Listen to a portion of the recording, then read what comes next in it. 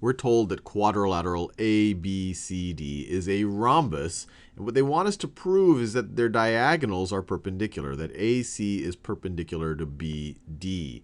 Now let's think about everything we know about a rhombus. First of all, a rhombus is a special case of a parallelogram. In a parallelogram, the opposite sides are parallel, so that side is parallel to that side. These two sides are parallel.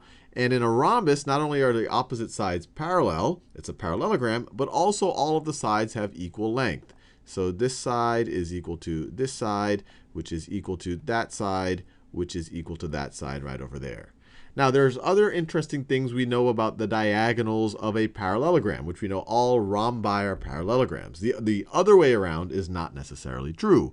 We know that for any parallelogram, and a rhombus is a parallelogram, that the diagonals bisect each other. So for example, let me label this point in the center. Let me label it point E. We know that AE is going to be equal to EC. I'll put two slashes right over there. And we also know that EB is going to be equal to ED. So this is all of what we know when someone just says that ABCD is a rhombus based on other things that we've proven to ourselves. Now we need to prove that AC is perpendicular to BD. So an interesting way to prove it, and you can kind of look at it just by eyeballing, is if we can show that this triangle is congruent to this triangle, and that these two angles right over here correspond to each other, then they have to be the same, and they'll be supplementary, and then they'll be 90 degrees. So let's just prove it to ourselves. So the first thing we see is we have a side, a side, and a side. A side, a side, and a side. So we can see that triangle, let me write it here, triangle, let me just in a new color. We see that triangle ABE, triangle ABE is congruent to triangle CBE. CBE. And we know that by side, side, side congruency. We have a side, a side, a side, a side, a side, and a side. And then once we know that all the corresponding angles are congruent. And in particular, we know that AEB, angle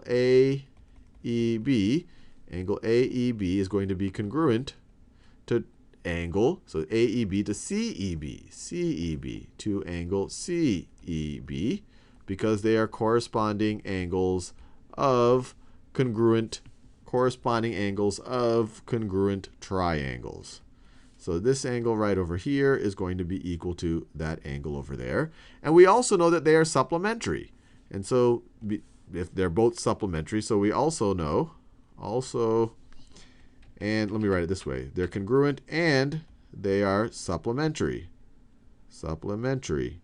So we have these two are going to have the same measure, and they need to add up to 180 degrees. So if I have two things that are the same thing and they add up to 180 degrees, what does that tell me? So that tells me that the measure of angle AEB is equal to the measure of angle CEB, which must be equal to 90 degrees. They're the same measure, and they are supplementary. So this is a right angle, and then this is a right angle. And obviously, if this is a right angle, this angle down here is a vertical angle. That's going to be a right angle.